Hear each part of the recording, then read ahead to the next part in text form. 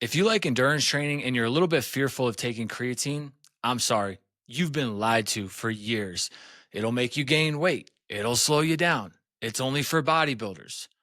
Wrong, wrong, wrong. Honestly, I believe some of those myths myself. I came from a strength training background. And so when I wanted to dip my toes into the endurance world, I was a little bit scared of that same thing. I always thought that the skinnier, the better. But when I started training for a 100-mile bike race and marathons, and I still wanted to be fit and strong in the gym, I realized the fear mongering advice just didn't match what was happening with my own data and also what the research says. Creatine can improve your aerobic endurance, but how?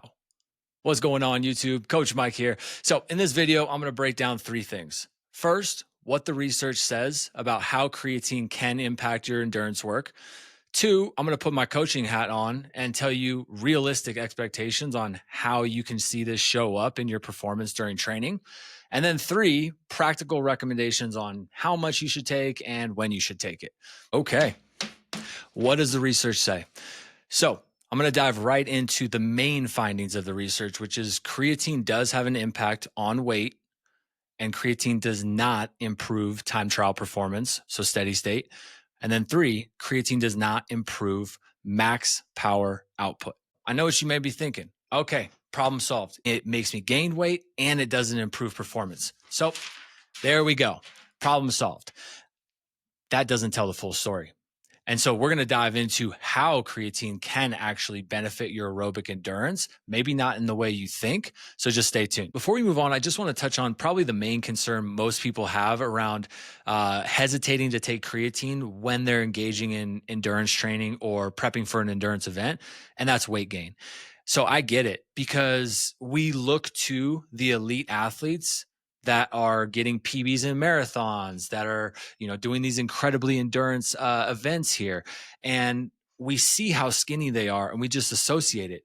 Okay, endurance training, I got to be as skinny as possible because the skinnier, the faster. Well, no, that's not the case. And so, yes, it does apply to them, but they are the 1% of the 1%. And so if you look at all of their peers, all of their competitors, they're also that same level of leanness. So yes, they're talking about marginal gains here, but we're just regular people. And so thinking about the effects that over indexing on how lean you are have, well, you have to go into such a caloric deficit to do that just to lose those extra 5 pounds. But is it worth it? Because the amount of energy that you're restricting from fueling your performance is going to be great. So every session is just going to become a lot harder.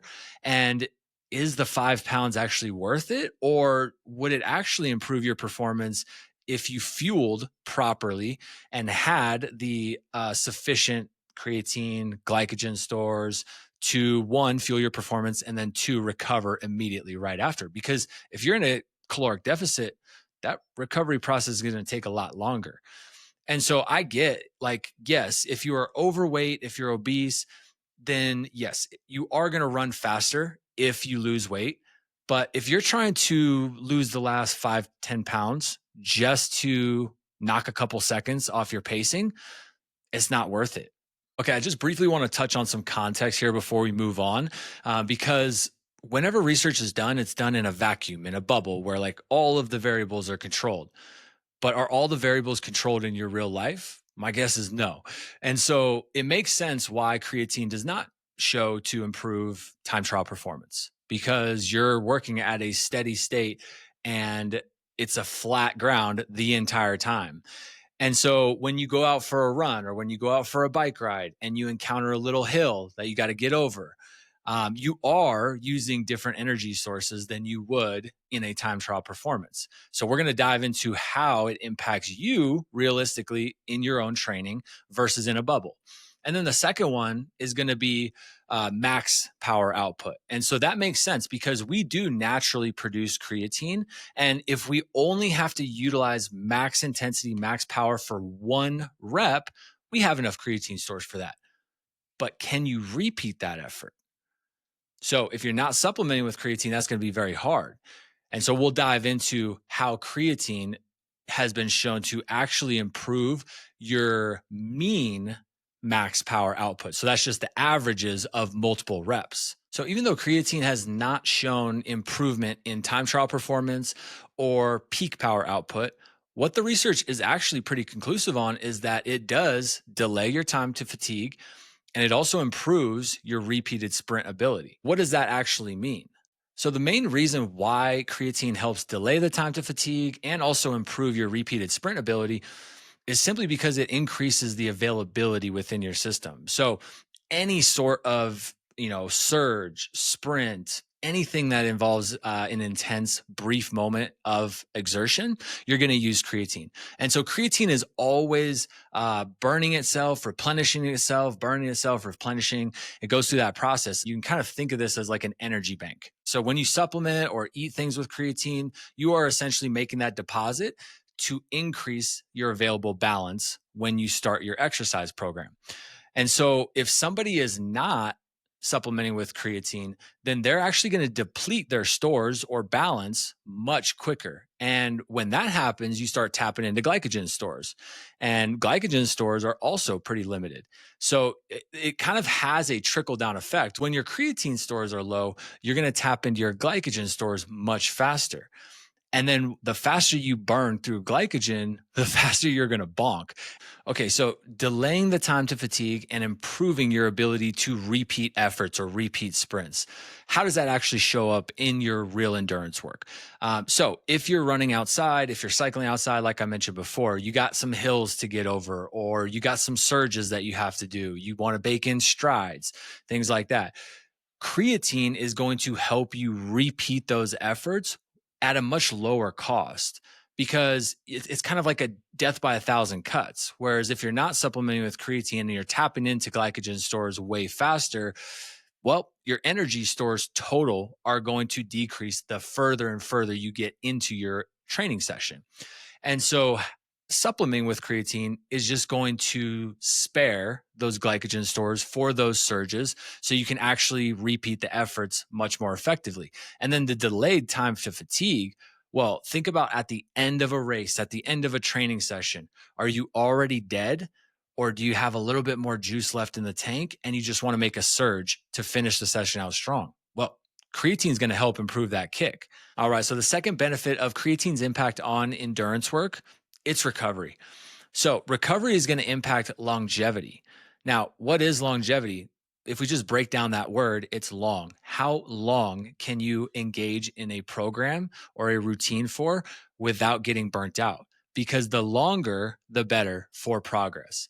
And so progress is honestly dictated by the most amount of volume that you can recover from. Train hard, recover harder. And so what creatine does is it simply initiates the recovery process a lot faster after exercise because you're sparing glycogen depletion. When you go over those hills, you have to sprint, you're adding that kick to the end. And so initiating the recovery process faster, it allows you to complete that next hard session sooner. All right. So I must have had both hats on at the same time, my research hat and my coaching hat, because I know I wove two of those things in together with what the research is saying and then also the practical implications of how this impacts your performance. But just to kind of summarize, delaying the time to fatigue, what does this realistically look like in your life? Well, let's say you're going out for an endurance training session and it's an hour-long session. And you've had a history of knowing that the last 15 minutes are going to be hard. It's going to be a grind to get through. And so when it gets harder during those last 15 minutes, think about how much more energy you're using just to complete the task. So if you supplement with creatine, well, those 15 minutes are going to be delayed until maybe the last 2 minutes, the last 5 minutes.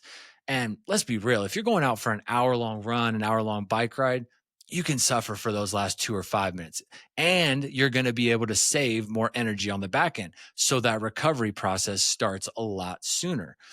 Now, for the repeated sprint ability, if you're not supplementing with creatine and you go on a run, go on a bike ride, whatever it is, and there are these short but little hills here, and essentially those are a death by a thousand cuts. And so you're probably not thinking much of it for the first couple. You're like, those were easy. It wasn't bad. But after they start to add up and they keep coming up, by the end of the session, they're going to feel extremely hard. And so it just saps energy, saps energy, saps energy. Whereas if you were to supplement with creatine, you're going to be able to replenish that energy a lot faster and then also save more glycogen on the back end. And so it kind of goes in the same process of why creatine can help delay fatigue, why it can improve repeated sprint ability, and then also recovery as well. So now I want to move on to how much creatine you should take. This is a common question because I know there's so much information online right now about taking 10 grams, 15 grams, shoot, even 25 grams for brain health. But let's just stay on the topic of creatine for endurance work. So when you're going through those short surges, okay, then what I want you to think about is what else are you doing in the day? If it is just that activity, I promise you 5 grams of creatine is going to be enough. But let's say you're a hybrid athlete and you do a lot of endurance work and you also do a lot of strength training work. And sometimes those sessions double up. Well, then I would say, honestly, 10 grams might be good for you because both of those activities are going to deplete your creatine availability. And so you just want to make sure that you're replenishing that. Now, I will say that if you're taking 10 grams and you feel like you're just peeing a lot more, then that means 10 grams is probably too much for you because your kidneys are just having to work overtime. It's not necessarily a bad thing, but it is a disruption to your normal life. So just kind of keep that in mind. If you notice the peeing go up, that means you're probably intaking too much. All right. So the last question I want to touch on here is when should you take it? Or should you take it before your session or after your session? Well, are you going for performance or recovery? Now, I will say that just because you take it before does not mean you're only getting performance, or just because you take it after does not mean you're only getting recovery. They are tied together. But if we're going to bias or over index on one thing rather than the other, if you want performance, take it before because your creatine stores are going to be way higher. You're going to have much more availability. But if you want to accelerate the recovery process, just take the 5 grams of creatine with carbohydrates after the session. That's going to be the true unlock is if you combine creatine with carbs because it's going to help with that glycogen replenishment. And so that way, that recovery process is accelerated even more. And so it's going to allow you to just show up session after session and repeat those intense effort at a much lower cost. So hopefully this video was valuable. I know it's a small channel, not a whole lot of production quality, but hopefully the information resonated. And so if there was anything that was kind of confusing or you have a question on, please drop a comment below. I'm going to respond to everything. But if you did get some value out of it, I would really appreciate, hitting the subscribe button, hitting the like button, and we'll chat soon. All right, y'all. Take care.